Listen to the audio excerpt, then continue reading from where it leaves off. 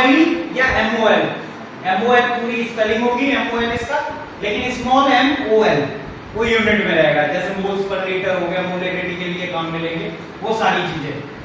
देखो दोबारा एक्सप्लेन कर देता हूं थोड़ा सा, कल जो बताया था। मूल कंसेप्ट से पहले अगर हम पर्टिकुलर क्वांटिटीज की बात करते हैं तो कुछ यूनिट्स होती है जिसमें हमारी स्पेसिफाइड क्वांटिटी होगी। 1 डजन में हमारी क्वांटिटी कितनी होती है? 12। 100 के लिए लेंगे तो क्वांटिटी कितनी है? 100, 100 बोल देंगे जिसे। इसी तरह हमारी मोल के अंदर जो हमारी क्वांटिटी रहती है वो फिक्स रहती है, कितनी value? 6.023 into 10 raised to power -23 या 23? 23। माइनस में बहुत कम हो जाएगा, माइनस का मतलब क्या चला जाएगा? वो नेगेटिव में चला जाएगा, याद रखना। कितनी होगी? 23। इसी के साथ अगर मैं 1 मोल मॉलिक्यूल बोलूंगा, 1 मोल मॉलिक्यूल, 1 मोल मॉलिक्यूल का मतलब क्या है? 6.023 into 10 raised to the power 23 molecule. 1 mole atom की बात करूंगा तो इतने ही नंबर ऑफ क्या होंगे? एटम्स, ये मॉलिक्यूल। ये हमारी एक स्पेसिफाइड क्वांटिटी है जिसको हम क्या भी बोल देते हैं? Avogadro number. Avogadro number, Avogadro का लॉ था कि बेसिकली हमारे number of amount of substance बोलते हैं, number of amount of atoms बोलते हैं, कितने के बराबर होंगे? 6.023 into 10 raised to power 23। Avogadro number भी बोल देते हैं, जिसको डिनोट करा जाता है Na से, या कैपिटल Na रख लो, ज्यादा बेटर रहेगा, कैपिटल Na। Na हमारा सोडियम का भी सिंबल हो जाता है, Na, याद रहेगा। इसी के लिए कल हमने चार्ज भी देखा था, तुम्हें बताया भी था, प्रोटॉन, इलेक्ट्रॉन और न्यूट्रॉन। इन पे चार्ज हमारा क्या होता है? +1, -1, 0। अगर मैं इसके मास की बात करूं तो मास कितना बताया था? 1.67 into 10 raised to the power -27 kg, याद रहेगा। इलेक्ट्रॉन का 9.1 into 10 raised to the power -31 kg। Neutron का 1.67 into 10 raised to the power -27 kg। इसी में थोड़ा सा चीज ऐड कर देते हैं, साइंटिस्ट किसने डिस्कवर करा? ये तुम्हारा एक चैप्टर आएगा एटॉमिक स्ट्रक्चर, उसमें भी है ये डिटेल में, सेकंड चैप्टर है जो तुम्हारा। प्रोटॉन को डिस्कवर किसने करा था? याद रखना, गोल्डस्टीन। गोल्डस्टीन। इलेक्ट्रॉन को डिस्कवर किसने करा था? J Thomson. कभी कभी एमसीक्यू में पूछ लेता है ये, थॉमसन। न्यूट्रॉन को डिस्कवर किसने करा था? जेम्स चैडविक ने। जेम्स चैडविक ने। जेम्स चैडविक ने। इसी के साथ बता देता हूं, न्यूक्लियस को किसने डिस्कवर करा था? याद रखना, रदरफोर्ड ने। रदरफोर्ड ने बाय एक्सपेरिमेंट था, gold leaf experiment. Gold leaf experiment detail में आ गए एटॉमिक स्ट्रक्चर के अंदर, साथ साथ में था, इसलिए बता दिया। इतनी चीज समझ में आ गई।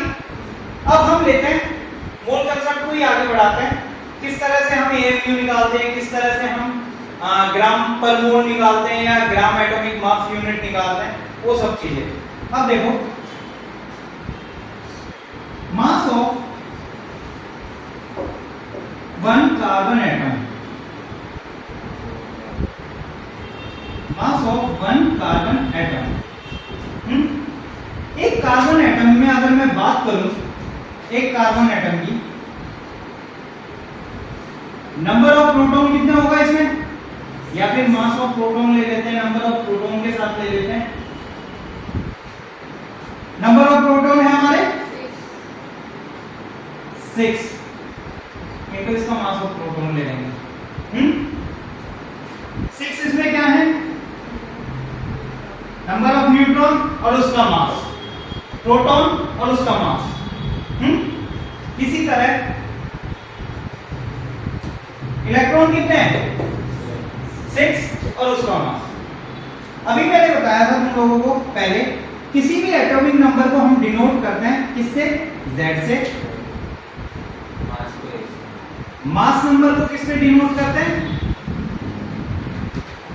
A से। इसलिए कभी भी एलिमेंट में देखना इस तरह से लिखा होता है, X कोई भी एलिमेंट है, ये हमारा Z है, ये हमारा A है।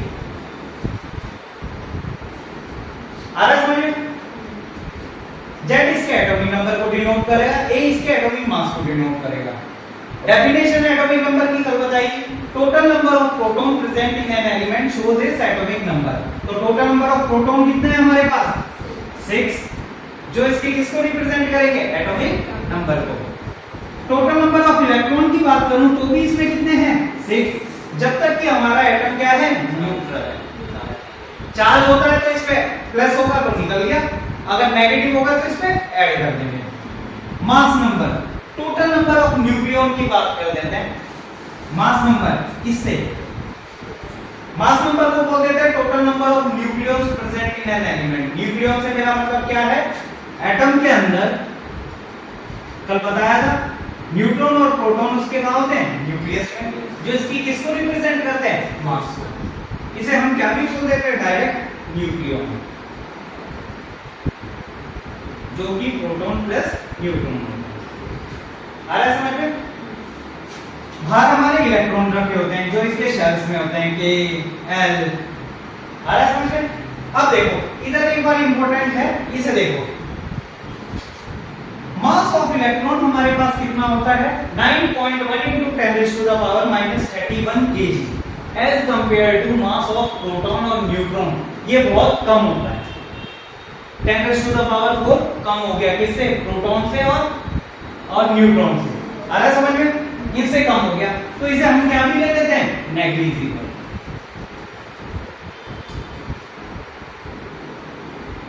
ना के बराबर।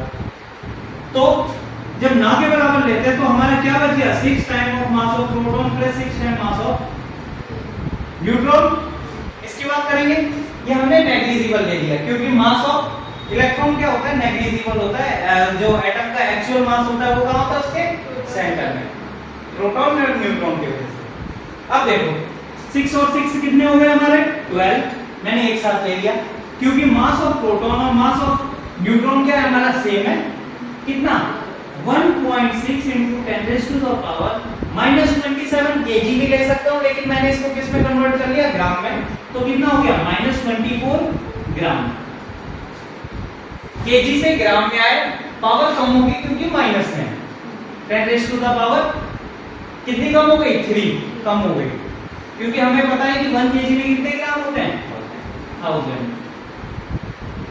-27 kg था, 1000 ग्राम से मल्टीप्लाई करूंगा तो 1000 10⁻³ को कम कर देगा। कितना हो जाएगा? इतना। और इसी को ही हम क्या बोलते हैं? जब मैं इसको रिप्रेजेंट करूंगा तो एक मास, एक एटम का मास उसके प्रोटॉन और न्यूट्रॉन को रिप्रेजेंट करता है। इसको मैं क्या लिख सकता हूं? AMU, 12 AMU, atomic mass unit. 12U, ये वाला ना, इसी को ही तो हमने रिप्रेजेंट करा है AMU में। एक कार्बन एटम का मास कितना होगा? जितना या तो उसके प्रोटॉन का या उसके न्यूट्रॉन का मास होगा। ये कॉमन ले लिया हमने, टोटल मास इतना ही का है, उसे ही हम क्या बोल सकते हैं? AMU। आ रहा है समझ में? ये रहा जो बताया था, यानी एक कार्बन एटम का मास कितना हुआ? 12 AMU, जिसे 12U से भी रिप्रेजेंट कर सकते हैं। आ रहा समझ में? जल्दी से, ये तो था मास ऑफ 1 कार्बन एटम। अब मैं बोलूं मास of 1 mole of carbon atom, बस इतना सही काम।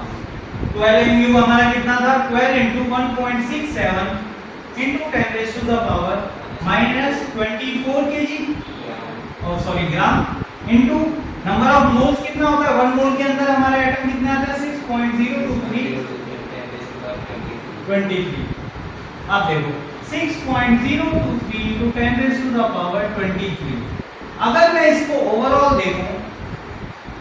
देखो इसको अगर मैं ओवरऑल मल्टीप्लाई करूं तो 1.67 multiply by 6.023 into 10 raised to the power -24 है, डिवाइडेड बाय कितना होगा, इसे ले लेते हैं, इससे इसे काट देंगे तो कितना 10 raised to the power -1 बचेगा। -1 का मतलब इधर 10 आ जाएगा, इसे भी ले लेते हैं। ये है, ये दोनों मल्टीप्लाई करके ऑलमोस्ट 9.6 आ जाता है, जो कि लगभग किसके बराबर रहेगा, 10 के बराबर। तो हम इसे भी ओवरऑल क्या मान लेते हैं, कैंसिल मान लेते हैं। तो बचा हुआ क्या रहेगा, ग्राम। इसका मतलब मास of 1 mole of carbon atom कितना आता है, 12 ग्राम। अब इसके 12 ग्राम के अंदर कितने नंबर ऑफ एटम आते हैं, 6.023 10 raised to the power 23, जो कि बहुत ज्यादा है, किससे, 12 AMU से। इसके अंदर एक एटम, इसके अंदर 12 into 6.023 10 raised to the power 23 atom. समझ में आया ग्राम और एटॉमिक मास में डिफरेंस। हाँ, यही चीज होती है कि 12 ग्राम बहुत ज्यादा होता है एज कंपेयर टू 12 AMU। एक एटम का वेट 12 AMU, एक 1 मोल ऑफ कार्बन एटम का वेट 12 ग्राम। आ रहा समझ में? यही चीज तुम लोग मेरे को करके दिखाओ। What is the mass of A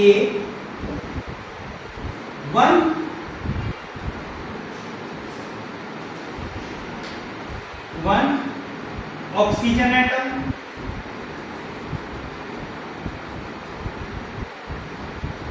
दूसरा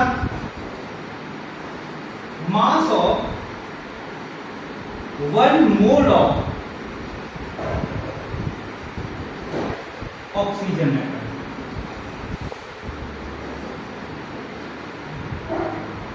अरे समझ में, बिल्कुल यही करना है जैसे यहां पे करा है। करो, सबसे पहले एलिमेंट को लिख लो, उसके नंबर ऑफ क्या बोलते हैं, एटॉमिक नंबर कितना है, मास नंबर कितना है, प्रोटॉन इलेक्ट्रॉन न्यूट्रॉन निकालो, फिर ये चीज निकालो। कोई भी दिक्कत आती है पूछ लेना, मैं बता दूंगा। सिंपल सा है। अब तुम लोगों को ये कांसेप्ट समझ में आ गई ना, बार बार करने की जरूरत नहीं है, बस तुम्हें पता होना चाहिए कहां से निकल के आएगा। मास ऑफ 1 ऑक्सीजन एटम कितना होगा, 16 AMU। Mass of 1 mole of oxygen atom 16 ग्राम। आ रहा समझ में? इसको मैं डायरेक्ट भी क्या लिख सकता हूं, देखो, यानी मास ऑफ 1 AMU कितना होगा, अगर कार्बन के लिए लोगे तो 1/12 बोल सकता हूं, क्योंकि 12 AMU है, 1/12 चला जाएगा, 1/12 ऑफ कार्बन एटम। आ रहा समझ में? अगर मैं ऑक्सीजन के लिए बोलूंगा 1 AMU कितना होगा, 1/16 ऑफ ऑक्सीजन एटम। आ रहा समझ में सारा? देखो, हमें कार्बन के लिए तो पता है 12 है, 12 AMU mass of 1 carbon atom, और मास ऑफ 1 AMU कितना होगा कार्बन के कंपैरिजन में, 1/12 कार्बन एटम। आ रहा समझ में? जिसके भी लेंगे उसके एमयू से उसे डिवाइड कर दो, 1 AMU का आ जाएगा एटॉमिक मास यूनिट का। आ रहा समझ में? इसी तरह से हम सॉल्व करते हैं आगे की चीजें। अब एक क्वेश्चन लिखना, what is the mass of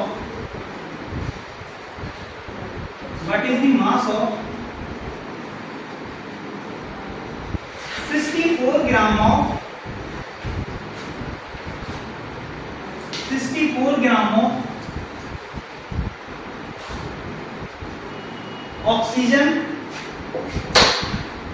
oxygen gas. Oxygen पहले एटम कर दो गैस की जगह, ऑक्सीजन एटम।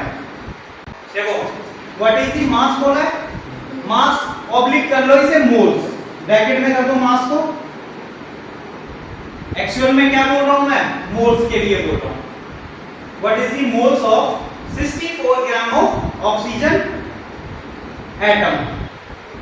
64 ग्राम तुम्हें ऑक्सीजन दे रखी है, उसके अंदर नंबर ऑफ मोल्स कितने होंगे ये बताना है बस। कैसे निकालोगे इसे? अभी बताया था, देखो एक करके बता देता हूँ। पहले लेता हूँ यूनिटरी मेथड से। इधर हमने अभी पढ़ा था मास ऑफ 1 मोल ऑफ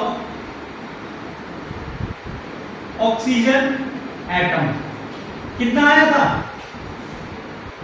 1 मोल 16 ग्राम। 1 मोल के लिए 1 ऑक्सीजन एटम 16 एमयू, 1 मोल ऑक्सीजन एटम 16 ग्राम। अब हमें पता है 16 gram of oxygen atom contain how many moles?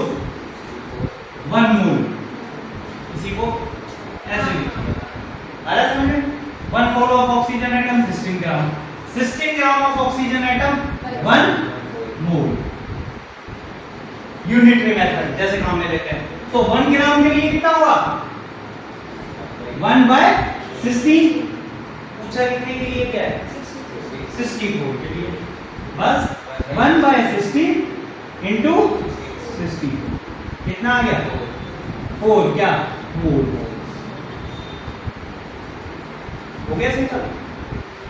इसी को ही हमने आगे चल के क्या फॉर्मूला बना दिया। अगर हमें मोल्स निकालने हो तो हम क्या करते हैं, ऊपर रखा जाता है weight in gram divided by, अगर एटम दे रखा हो तो एटॉमिक वेट, मॉलिक्यूल दे रखा हो तो मॉलिक्यूलर वेट, आयन दे रखा हो तो आयनिक वेट। यही फॉर्मूला बताया था तुमने, ये डायरेक्ट फॉर्मूला है और बना किससे? इसी यूनिटरी मेथड से। कुछ भी पूछे आप, 48 ग्राम ऑफ नाइट्रोजन एटम में नंबर ऑफ मोल्स कितने होंगे? 48 ग्राम, वेट इन ग्राम यहां रख दिया। नाइट्रोजन एटम का वेट कितना होता है? 14। एटम पूछ रहा है तो एटॉमिक वेट रख दो 14।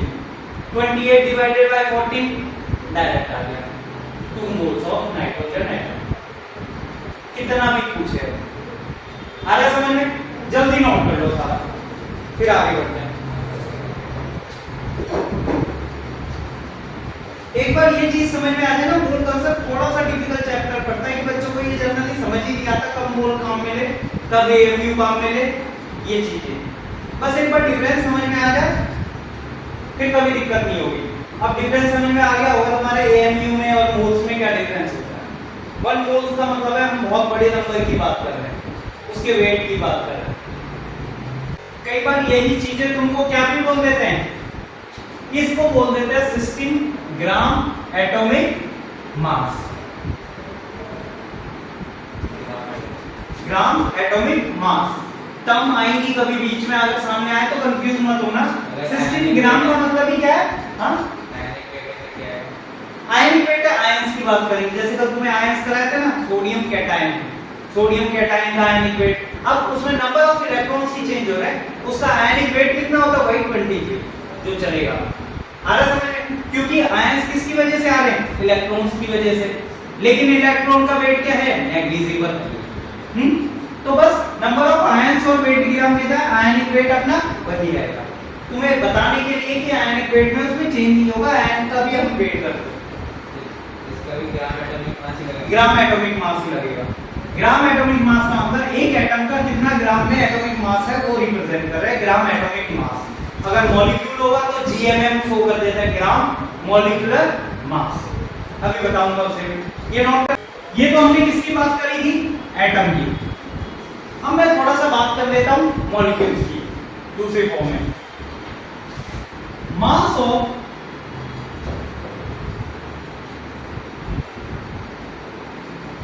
वन N2 एटम, ये N2 एटम नहीं है, ये मॉलिक्यूल्स है। मास ऑफ 1 N2 मॉलिक्यूल। अब इसको एक चीज देखना, वही मास ऑफ प्रोटॉन होगा, वही मास ऑफ न्यूट्रॉन होगा। मास ऑफ इलेक्ट्रॉन हमने नेग्लिजिबल कर दिया। कितना है हमारा? नाइट्रोजन की बात कर रहे हैं 7 मास of proton, 7 mass of neutron, लेकिन ये सब कुछ क्या आ जाएगा? 2। आ रहा है समझ में? ये क्या हो गया 7 और 7 14 into 1.67 into 10 raise to the power -24 gram. इसको ले लूं मल्टीप्लाई कर लेते हैं 28 AM atomic mass unit. Mass of हाँ एक नाइट्रोजन के मॉलिक्यूल में नंबर ऑफ नाइट्रोजन एटम कितने हैं? 2। आ रहा समझ में? क्यों? क्योंकि ये मॉलिक्यूल है। गैसेस हमेशा मॉलिक्यूलर फॉर्म में मिलेंगी तुम्हें, F2 N2 O2, क्योंकि इनके बीच में कौन सा बॉन्ड होता है? Covalent bond. केमिकल बॉन्डिंग पढ़ोगे ना अभी, तुम्हारा 3rd 4th चैप्टर है, उसके अंदर बताऊंगा ये केमिकल बॉन्ड कैसा है, कोवेलेंट बॉन्ड क्या होता है, एंटी बॉन्ड। हां बताओ। 3 होते हैं लेकिन होता कौन सा है? कोवेलेंट बॉन्ड है। होने का तो ऑक्सीजन में भी 2 होते हैं। ये चीज बताने के लिए कि ये मॉलिक्यूल। और एक चीज और बता देता हूं, जब इतनी आ गई है तो एक मॉलिक्यूल से दूसरे मॉलिक्यूल के बीच में होता है वीक बॉन्डर मॉलिक्यूलर फोर्सेस, लेकिन दोनों ऑक्सीजन एटम के बीच में कौन से होते हैं? Covalent strong bond. यानी एटम के बीच में स्ट्रॉन्ग बॉन्ड, दो मॉलिक्यूल के बीच में वीक बॉन्डर बॉन्ड। इन डिटेल में ये चीजें वहां देखेंगे, है ना। बस ये बता रहा हूं मैं तुम्हें किस तरह से हम लोग लेते हैं। इसे क्या बोल देते हैं? ये एटॉमिक मास यूनिट। अब इसे ही बोलूंगा मैं मास of 1 mole of nitrogen gas. Nitrogen gas बोल दूं या फिर नाइट्रोजन मॉलिक्यूल। पूरे को किससे मल्टीप्लाई कर देंगे? 6.023 into 10 raised to the power 23 से। यहां पे कर दो साइड में, इधर ऐसे कर देते हैं, इसको यहां बता देता हूं। 28 into 6.023 into 10 raised to the power 23 multiply अगर 1.67 into 10 raised to the power -24 ग्राम करेंगे तो ये दोनों वही आ जाएगा। फिर कितना आ जाएगा? 28 ग्राम। इसे ही बोल देते हैं gram molecular mass. Gram atomic mass, gram molecular mass. आ रहा है डिफरेंस समझ में? नोट कर दो इसे जल्दी। Find the number of moles of atom present in. Find the number of moles of atom present in. Number of moles of atom present in। एक करके लिखना 28 ग्राम ऑफ नाइट्रोजन एटम, 28 ग्राम सब तुम्हें लिख देता, 28 gram of nitrogen atom, 32 gram of sulphur atom, 14 gram of hydrogen atom. Calculate करो, सब वही है, तुम्हें दोनों ही चीज बताती है, बहुत सिंपल है, कुछ करना ही नहीं है। फॉर्मूला क्या था? चलो अगर ऐसे तुम्हें आता है तो weight in gram divided by atom है तो एटॉमिक वेट, मॉलिक्यूल है तो मॉलिक्यूलर वेट। कितना वेट इन ग्राम दिया हुआ है? 28। एक नाइट्रोजन का वेट कितना होता है? तो बस कितना हो गया? हाँ कितने मोल्स आ गए? बस हो गया, तो करना क्या है? ऊपर पूछा number of moles of atom present in.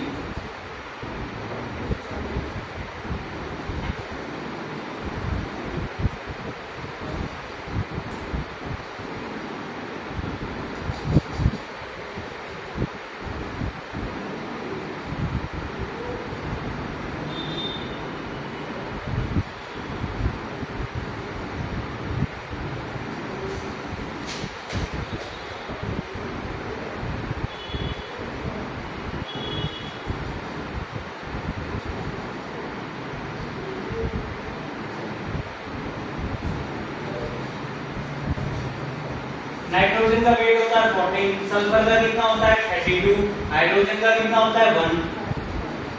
तो बस सल्फर का भी बना है, 1 ही आएगा, 32 बाई 32 1। हाइड्रोजन का कितना आएगा, बस इतना क्यों कंफ्यूज हो रहे थे।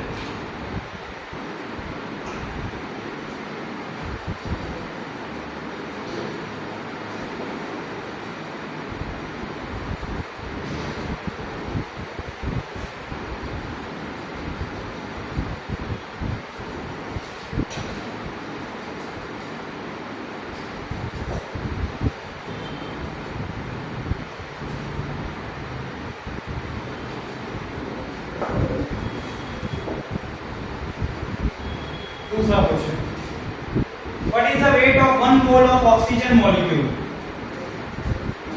1 मोल ऑफ ऑक्सीजन मॉलिक्यूल।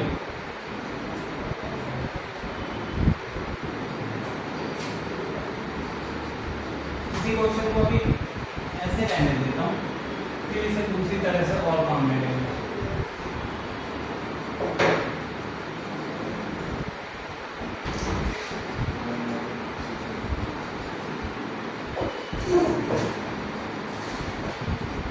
दो तीन तरीके इजीली बता सकते हो।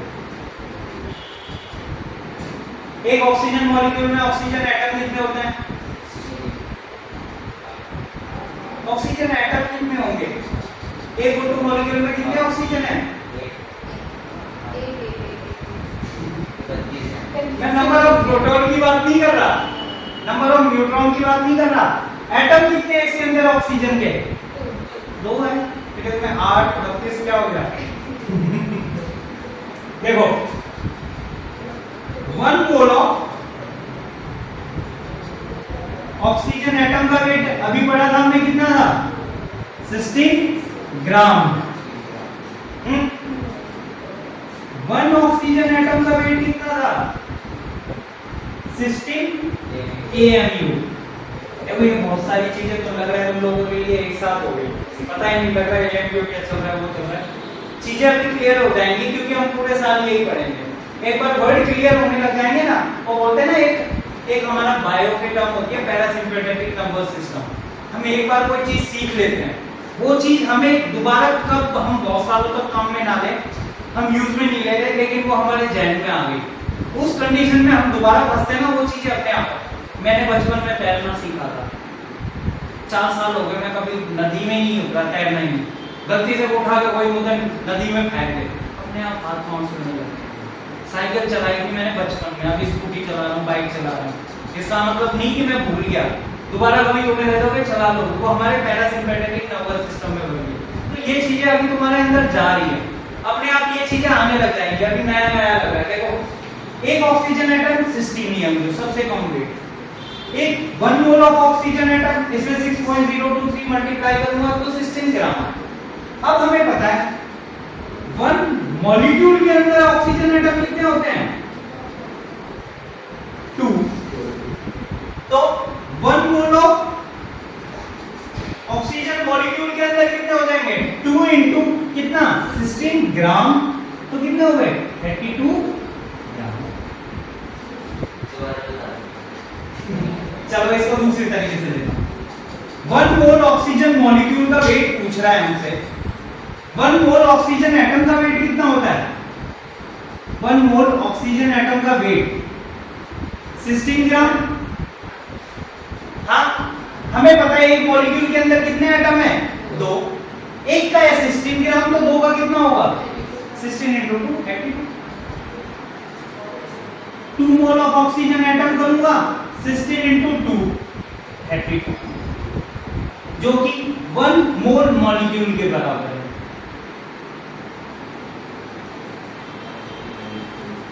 काम को ऐसे पकड़ रहा हूं, इसी काम को ऐसे पकड़ रहा हूं, बात वही है, ये भी वही है, ये भी वही है। हाँ एक का पता है 16 ग्राम, 2 का 32 ग्राम।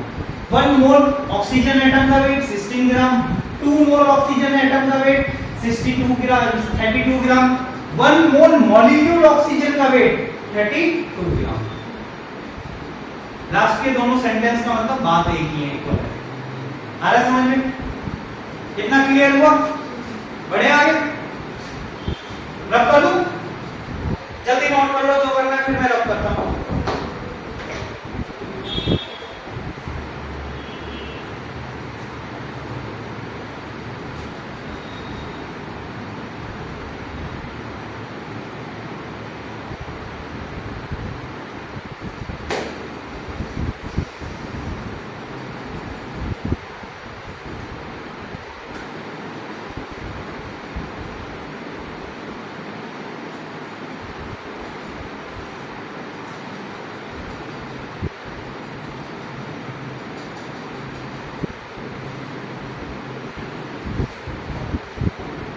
हो गया?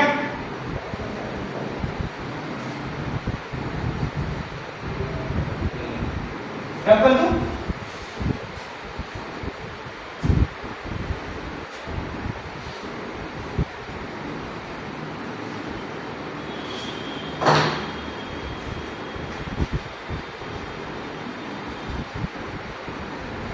देखो, अभी तक हमने निकाले थे क्या, नंबर ऑफ मोल्स निकाले थे जब हमने वेट दिया होगा, या फिर मोल्स से मैं क्या निकाल रहा था, वेट निकाल रहा या वेट से मोल्स निकाल रहे थे। अब आता हूं मैं नंबर ऑफ एटम्स की तरफ। अगर मेरे को नंबर ऑफ एटम्स निकालने हैं और हमारे पास मोल्स है या मोल्स दिए हुए हैं तो नंबर ऑफ एटम्स निकालने हैं, तो कैसे निकालेंगे? Mole equal to number of atoms या फिर मॉलिक्यूल या फिर आयन।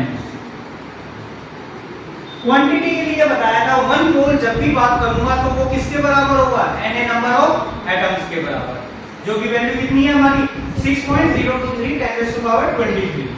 अगर हमें नंबर ऑफ एटम्स दिए हो, मॉलिक्यूल दिए हो और हमें मोल्स निकालना हो तो उसको हम किससे डिवाइड कर देते हैं? Na से, जिसकी वैल्यू हमें पता ही है।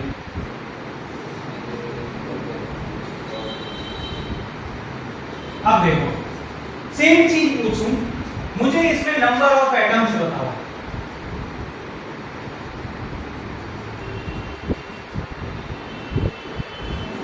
इसके अंदर नंबर ऑफ एटम बताओ। फॉर्मूला तुम्हारे पास ये भी है, फॉर्मूला तुम्हारे पास mole equal to weight in ग्राम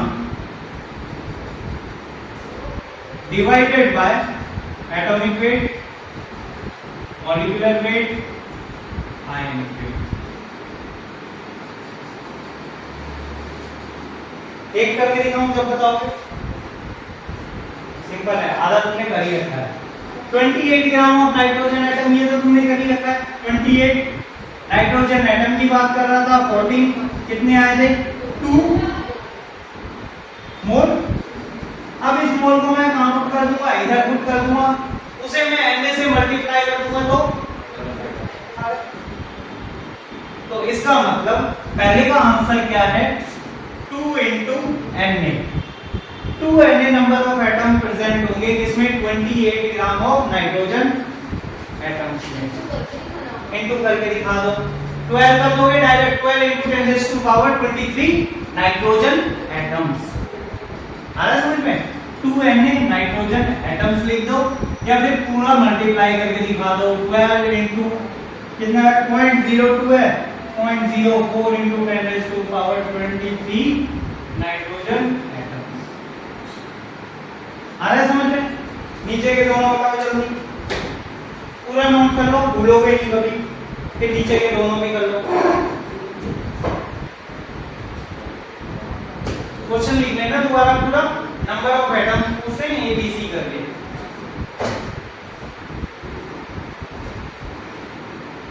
आदमी को सबसे ज्यादा अपने लिखे हुए नोट्स पसंद आते हैं और वही याद होते हैं। तो अपने नोट्स को ऐसे बनाओ जो कि तुम्हारे एंट्रेंस तक तुम लोगों को काम आए, क्योंकि हम लोग क्या करते हैं, अपने नोट्स शॉर्ट नोट्स भी बना के रख लेते हैं।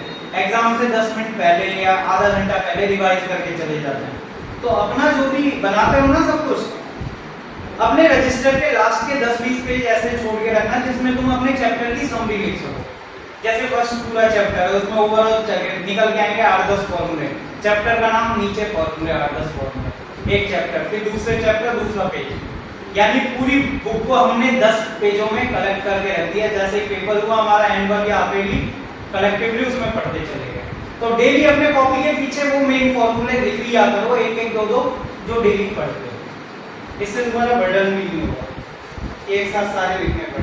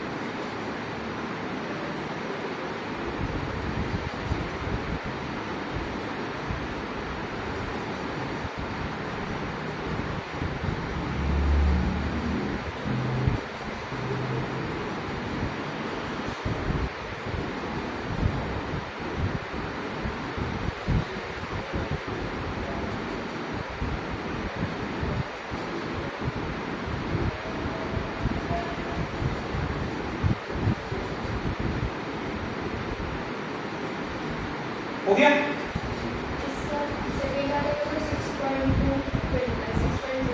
क्योंकि नंबर ऑफ मोल्स कितने आ रहे हैं? 1। इसमें कितने मोल्स आ रहे हैं?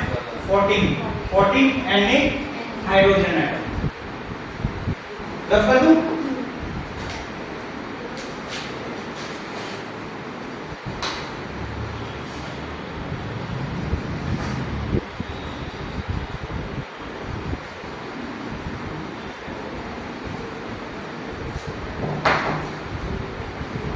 लास्ट फॉर्मूला मोल्स का।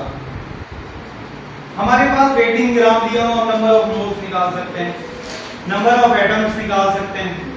अगर हमारे पास वॉल्यूम ऑफ ए गैस दिया हो तो हम नंबर ऑफ मोल्स कैसे निकालेंगे वो याद रखना। लिख लो, volume of 1 mole of gas, 1 mole of gas at STP oblique NTP। Standard temperature and pressure, normal temperature and pressure. Normal temperature और स्टैंडर्ड टेम्परेचर बेसिकली होता है प्रेशर कितना होता है 1 एटमॉस्फेरिक।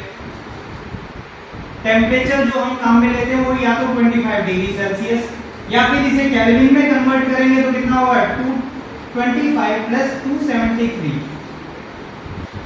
कितना हो जाएगा ये 298 kelvin.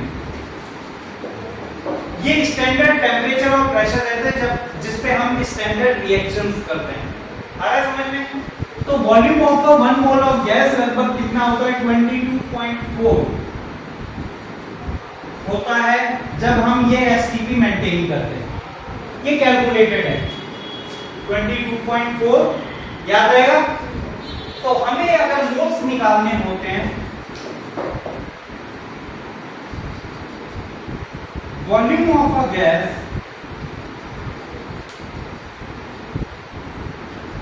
Divided by 22.4, volume of a gas किस में ले रहे हैं? लीटर में। ये फॉर्मूला काम में लेते हैं अगर वॉल्यूम दिया हुआ लीटर चल रहा है हमारा वॉल्यूम ऑफ ए गैस, तो स्टैंडर्ड कंडीशन है 22.4 लीटर बोल देते हैं। तो volume of 1 mole of gas कितना होगा 22.4 लीटर। आ रहा है समझ में? वो मैंने लीटर इधर लिख दिया था इसलिए उधर नहीं लिखा, पूरी कंसंट्रेशन सब कुछ लीटर में चल रही है। याद रहेगा? अगर वॉल्यूम ऑफ गैस निकालनी है तो मोल्स निकाल के उससे 22.4 को मल्टीप्लाई कर दोगे वॉल्यूम ऑफ ए गैस आ जाएगा। और अगर मोल्स निकालने हो वॉल्यूम ऑफ ए गैस दे रखा हो तो उसे 22.4 से डिवाइड कर दो।